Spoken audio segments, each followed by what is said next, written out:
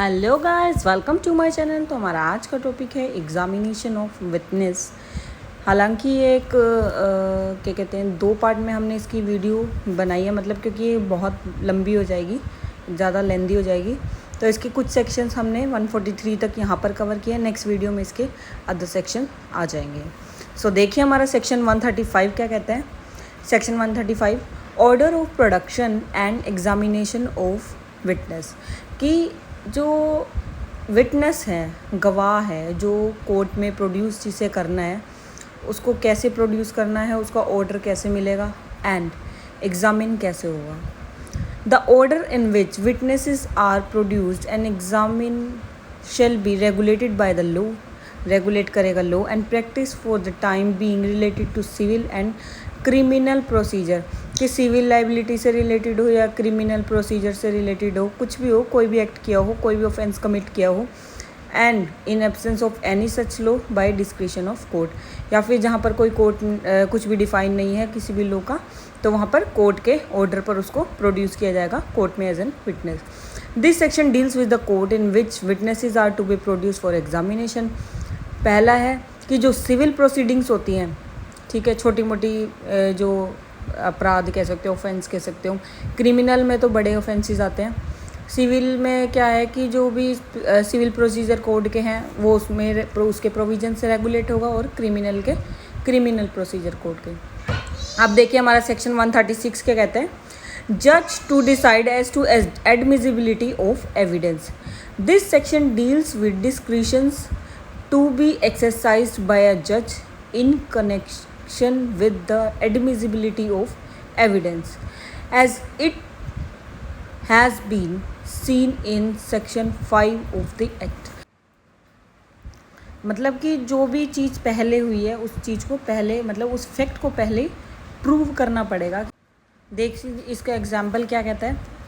Where it is thought to be prove that stolen phone was recovered from the position. इसमें क्या है example, ये क्या कहना चाहता है सेक्शन 136 का, कि फॉर एग्जाम्पल एक फ़ोन चोरी हो गया है, ठीक है, वो एक पर्सन के पास मिला, तो जो फ़ोन चोरी हो गया है ना, वो उसके पास से मिला तो है, पर वो पर्सन डिनाइज कर देता है कि मतलब ये मैंने चोरी नहीं किया है, कि उसने स्टोल नहीं किया है। पर logically what should first be prove, कि सबसे पहले क्या फैक्ट प्रूव करना चाहिए, कि पहले तो कि वो चोरी हुई, कि वो या फिर रिकवर्ड होगा। इस fact that the phone is fact recovered, कि वो रिकवर हो चुका है, जो फ़ोन चोरी हुआ था was the one, and that वो स्टोलन वो है सेकंड, की वो चोरी भी हुआ था। पहले रिकवर का डाल दिया। पर कोर्ट क्या कह सकती है, कोर्ट ये भी तो कह सकती है कि पहले तुम चोरी के लिए डालो, तभी तो तुम कोर्ट में फ़ोन की रिकवरी के लिए मतलब डालोगे। एक्सप्लेनेशन यही कहता है एग्जाम्पल, कि किसी फैक्ट को पहले फैक्ट को प्रूव करना चाहिए, ना कि सेकेंड को। सेक्शन 137 देखिए क्या कहते हैं। ये बेसिकली इसमें हमारे पास 3 आते हैं, कि एक examination in chief, cross examination and re examination. इसमें क्या कहता है कि जो विटनेसेस हैं उनकी टेस्टिमनी को मतलब कौन कौन किस किस प्रोसेस से जाना पड़ता है।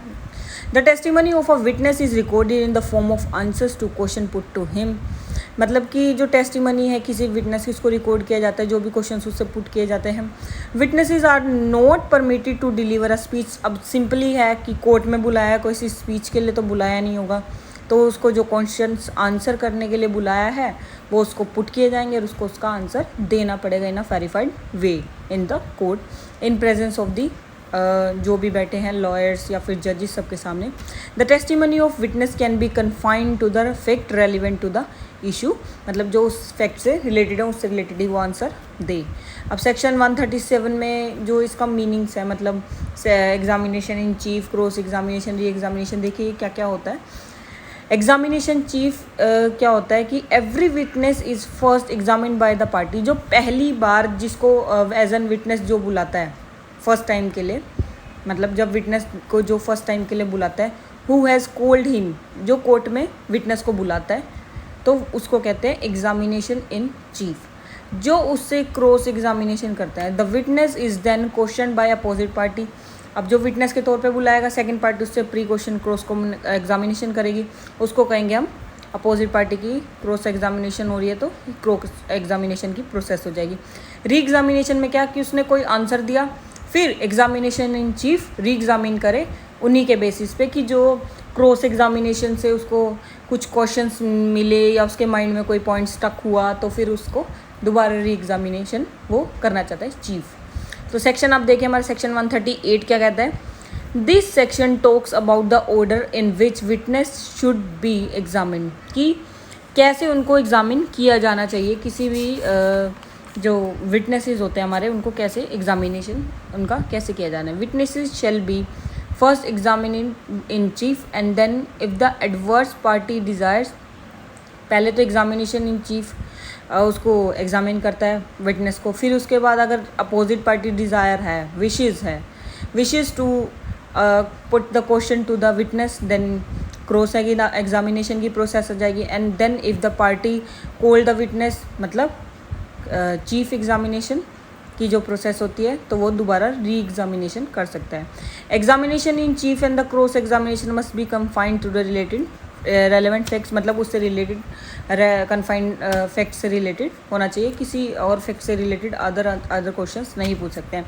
आप देखिए सेक्शन 139 आ गया, क्या कहते हैं, this section says that who has called only to produce a document doesn't thereby become a witness and therefore cannot be cross examined. He can only be cross examined when he is called as a witness in the court. कि ये section कहता है कि किसी को तुम कोई document for example Ram है, उसको किसी डॉक्यूमेंट को प्रोड्यूस करने के लिए कोर्ट में बुलाया गया, पर वो डॉक्यूमेंट प्रोड्यूस कर रहा है, पर इसका मतलब ये नहीं है कि उसके साथ कोई क्रॉस क्वेश्चनिंग होगी, कोई क्रॉस एग्जामिनेशन होगी। जब वो एज ए विटनेस कोर्ट में आएगा तब उससे अंडर सेक्शन 139 हम क्वेश्चनिंग कर सकते हैं, क्रॉस क्वेश्चनिंग। सेक्शन 140 देखिए क्या कहता है, this section says that a witness who appears to give evidence of parties character may be examined in chief and may also be cross examined, and for that reason he may also be re-examined. अब 139 में हुआ था कि वो उसको cross examination नहीं कर सकते हैं क्योंकि वो मतलब उसको एज एन विटनेस नहीं बुलाया, पर अगर एज एन विटनेस बुलाते हैं तो सेक्शन 140 में वो कवर हो जाएगा और उस करेक्टर को कोई भी डिफ़ाइन कर सकता है। फॉर एग्जांपल एक मर्डर हुआ है किसी का, तो उसमें किसी के करेक्टर को डिफ़ाइन करना। सो अब देखिए हमारे लीडिंग क्वेश्चंस ये एग्जामिनेशन इन विटनेस का भी पार्ट है। इसमें कुछ सेक्शंस कवर होते हैं, सेक्शन 141, 142 एंड 143, ठीक है। तो लीडिंग क्वेश्चंस का मतलब देखिए क्या कौन से लीडिंग क्वेश्चंस होते हैं। The purpose of an examination in chief is to enable the witness to tell to court by his own mouth the relevant fact of the case, की जो रेलेवेंट फैक्ट है मतलब जो सच है जो कोर्ट को केस से लीड करता है, मेन है, उसके विटनेस के मुंह से खुद उगलवाना एग्जामिनेशन चीफ का पर्पस ये होता है। The question should be put to him and he gave the answer with fullest freedom as out of his knowledge and the answer should not be suggested, answer मतलब suggested नहीं होने चाहिए। And the question should not be framed questions नहीं होने चाहिए कि जो answer suggest करें उन सामने वाले विटनेस को खुद से।